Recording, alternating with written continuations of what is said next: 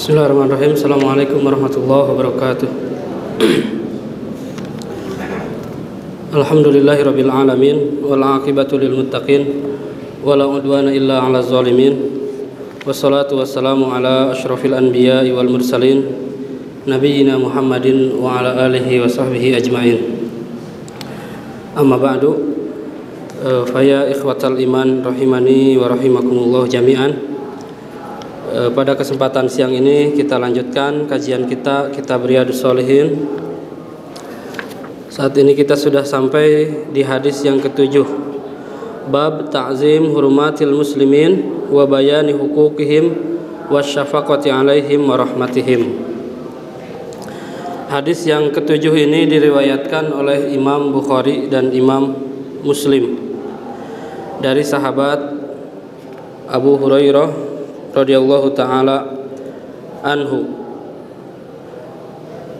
Imam Nawawi mengatakan, wa an Abi Hurairah radhiyallahu ta'ala anhu anna Rasulullah sallallahu alaihi wasallam qala idza shalla ahadukum lin-nasi falyukhaffif fa inna fihim ad-dha'if was-saqim wal-kabir wa idza shalla ahadukum li nafsihi falyutawwil ma syaa. Muttafaqun alaihi. Wa fi riwayah wazal hajah. Dari sahabat Abu Hurairah radhiyallahu taala anhu bahwasanya Rasulullah sallallahu alaihi wasallam bersabda, apabila salah satu di antara kalian salat dan menjadi imam untuk yang lainnya, untuk manusia yang lainnya, maka hendaknya dia meringankan salatnya. Kemudian Nabi SAW menyebutkan ilahnya, sebabnya kenapa harus meringankan. Fa inna fihim ad-dhaif, karena di antara yang sholat berjamaah itu, ada yang lemah, baik lemah fisiknya ataupun lemah imannya. Was-saqim, ada juga orang yang sakit. Ya. Wal kabir, dan juga ada orang yang lanjut usia. Dan apabila dia sholat untuk dirinya sendiri, sholat sendiri, ya, tidak menjadi imam, fal yutawil masya'a, maka hendaknya dia memanjangkan sesuai kemampuannya. Wa fi riwayah wazal hajah, dan dalam riwayat lain disebutkan karena di antara makmum itu juga ada orang yang memiliki hajat. Jadi orang yang memiliki hajat sehingga tidak memiliki waktu yang panjang. Ikhwatal iman yang dirahmati Allah Subhanahu wa taala, hadis yang ke-7 ini menjelaskan kepada kita terkait bab asy-syafaqah war rahmah, terkait dengan kasih sayang agama ini. Ya, bahwa di antara prinsip dalam syariat ini, dalam agama ini adalah yassiru wala tu'assiru, mudahkan dan jangan dipersulit. Jadi kalau bisa dipermudah, kenapa harus dipersulit? Jangan dibalik. Kalau bisa dipersulit, untuk apa dipermudah? Nah, ini bertolak belakang dengan prinsip agama kita. Jadi yassiru wala tu'assiru, basyiru wala tunafiru. Berilah kabar gembira, jangan dijadikan orang itu lari dari kita, lari dari agama gitu. Orang datang ke masjid sudah mau sholat, gara-gara misalnya imamnya lama, ya, sehingga orang tidak mau lagi sholat berjamaah di masjid. Nah, itu. Ini sebagaimana Allah Subhanahu wa taala berfirman, wa ma arsalnaka illa rahmatan lil alamin. Jadi Nabi sallallahu alaihi wasallam diutus itu sebagai rahmah, membawa rahmat bagi alam ini. Jadi jangan sampai agama ini menjadi susah gitu. Walaupun ini di sini ketika Nabi sallallahu alaihi wasallam mengatakan, apabila salah seorang di antara kalian sholat dan dia menjadi imam, fal yukhaffif, hendaknya dia meringankan. Maksudnya meringankan di sini dia melihat ya memperhatikan makmumnya. Jadi kalau sholat di al-ma'tuk, insya Allah jamaahnya, makmumnya kuat-kuat, ya santri, kemudian asatidzah, kemudian jamaah yang hadir pun insya Allah kalaupun lama pun kuat gitu. Tapi kalau misalnya di kampung, biasanya di kampung itu yang hadir sholat berjamaah itu orang yang sudah sepuh, biasanya yang sudah pensiunan gitu ya, yang sudah 60 mungkin 60 tahun ke atas. Sehingga kalau misalnya kita punya semangat sholat di kampung dengan membaca misalnya surat apa? Surat apa Ustaz Ujang?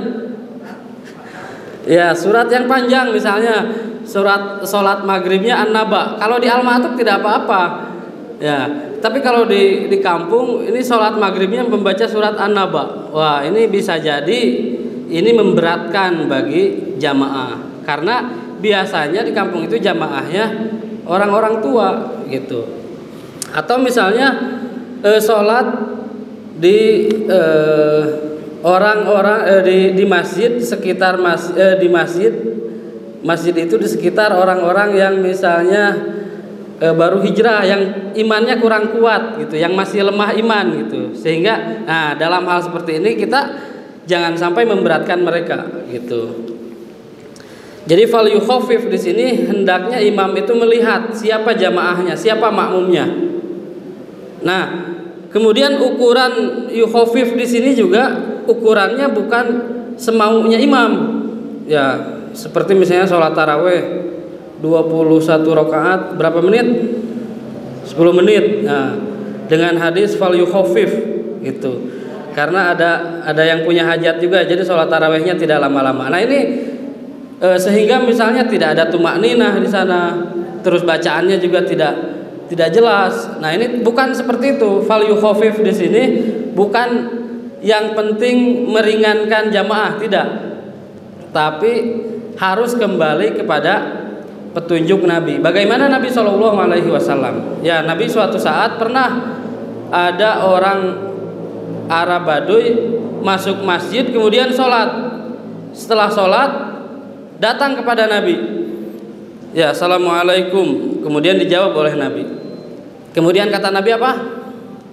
Irji fasolli fa innaka lam tusolli.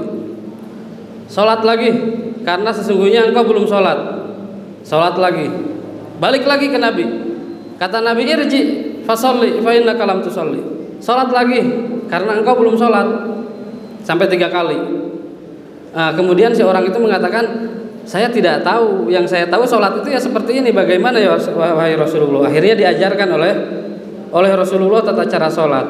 Jadi sholat itu jangan seperti ayam lagi makan. Karena apa? Ingin cepat, misalnya gerakannya cepat. Allahu Akbar, Allahu Akbar, sami'allahu liman hamidah. Jadi yang penting dibaca tapi tidak ada tumakninah. Nah, ini juga tidak sesuai dengan apa yang diajarkan oleh Nabi. Itu. Jadi fal yukhafif di sini adalah sesuai dengan yang diajarkan oleh Nabi. Kemudian juga dalam bacaan, ya, suatu saat Muaz bin Jabal pernah menjadi imam di kaumnya. Kemudian Muaz ini membaca surat Al-Baqarah. Salah satu makmumnya ada yang keluar, kemudian sholat sendiri, menyelesaikan sholat sendiri. Kemudian sampai berita ini kepada Muaz. Kata Muaz, huwa munafik, innahu munafik. Orang itu munafik. Kita lagi sholat, dia tiba-tiba keluar, terus menyelesaikan sholatnya sendiri. Kemudian perkataan Muaz ini juga sampai kepada orang itu. Akhirnya orang ini datang kepada Nabi, mengadu kepada Nabi bahwa saya sholat bersama Muaz dan waktu itu Muaz membaca surat Al-Baqarah. Kemudian saya keluar, ya. Kemudian saya sholat sendiri. Kemudian kata Muaz, saya disebut orang munafik. Bagaimana ini wahai Rasulullah? Kemudian Nabi Shallallahu Alaihi Wasallam akhirnya memanggil Muaz, kemudian mengatakan kepada Muaz apa? Afattanun anta ya Muaz. Ya, apakah engkau menjadi orang yang memberikan fitnah? Gitu. Artinya apa? Nabi Shallallahu Alaihi Wasallam dalam hal ini tidak menyalahkan orang yang keluar dari jamaah itu. Kenapa? Karena apa yang dilakukan Muaz pun salah, terlalu memanjangkan sholat, membaca surat Al-Baqarah, sehingga Nabi Shallallahu Alaihi Wasallam menegur Muaz, afattanun anta ya Muaz. Kemudian Nabi Shallallahu Alaihi Wasallam mengatakan apa? Kalau engkau sholat menjadi imam, bacalah surat wasyamsi waduhaha, sabbihisma rabbikal a'la, dan seterusnya. Kemudian juga pernah seorang sahabat terlambat sholat subuhnya, terlambat. Kemudian ditanya oleh Nabi, kenapa? Kata sahabat ini, karena orang imamnya itu apa? Selalu memanjangkan sholat, gitu, sehingga dia menerlambatkan. Kemudian kata Abdullah bin Mas'ud yang meriwayatkan hadis itu, maka saat itu Nabi Shallallahu Alaihi Wasallam marah, ya, marah yang tidak pernah terlihat marah seperti itu. Nabi mengatakan apa? Inna minkum munafirin, sesungguhnya di antara kalian ada orang yang menjadikan orang lain pergi lari dari agama ini. Jadi orang mau sholat berjamaah tapi terhalangi karena imam yang memanjangkan sholat, gitu. Nah, jadi harus dilihat fal yukhaffif fal yura'i al ma'mum, melihat kapan kira-kira dia bisa membaca surat yang panjang, kapan juga dia harus membaca surat yang sedang atau surat yang pendek, gitu. Nah, ilahnya ini disebutkan ilahnya oleh Nabi Shallallahu Alaihi Wasallam. Yang pertama karena ada orang yang lemah tadi, orang yang lemah baik fisiknya, tidak kuat berdiri lama atau tidak kuat berdiri lama, atau lemah imannya tadi karena belum lama masuk Islam, atau belum lama ngaji, belum lama thalabul ilmi, sehingga masih lemah, masih ikut-ikutan, bukan dari hati. Apa yang dia lakukan itu tidak sesuai dengan apa yang ada di hatinya. Jadi yang dia lakukan itu baru ikut-ikutan saja, gitu. Nah, ini termasuk orang yang lemah imannya.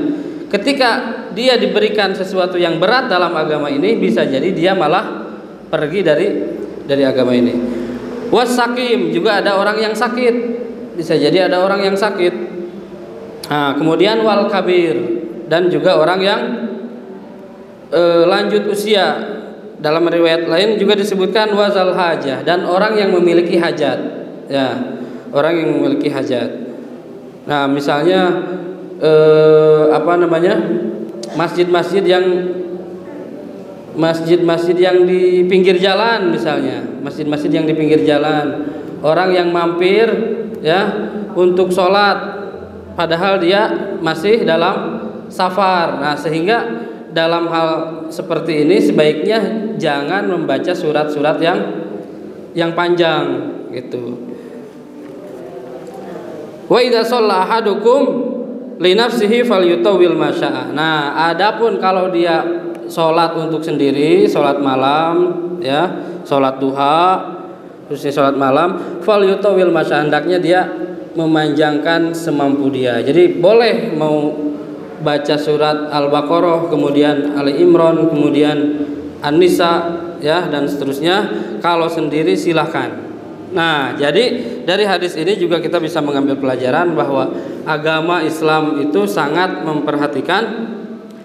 memperhatikan orang lain, memperhatikan sesama, gitu. Bagaimana tadi dalam hadis-hadis sebelumnya, apa yang dilakukan oleh seorang muslim itu tidak melukai, tidak menyakiti, tidak mengganggu, gitu. Nah, bahkan dalam hal ibadah pun bagaimana orang itu tidak dibikin kabur, tapi bagaimana caranya supaya orang itu justru lebih semangat lagi untuk kembali kepada agamanya. Ya, ini mungkin yang bisa disampaikan pada kesempatan siang ini. Mudah-mudahan bisa bermanfaat bagi saya pribadi khususnya dan bagi jamaah sekalian yang hadir. Kita tutup dengan doa kafaratul majlis. Subhanakallahumma rabbana bihamdika asyhadu an la ilaha illa anta astaghfiruka wa atubu ilaik. Assalamualaikum warahmatullahi wabarakatuh.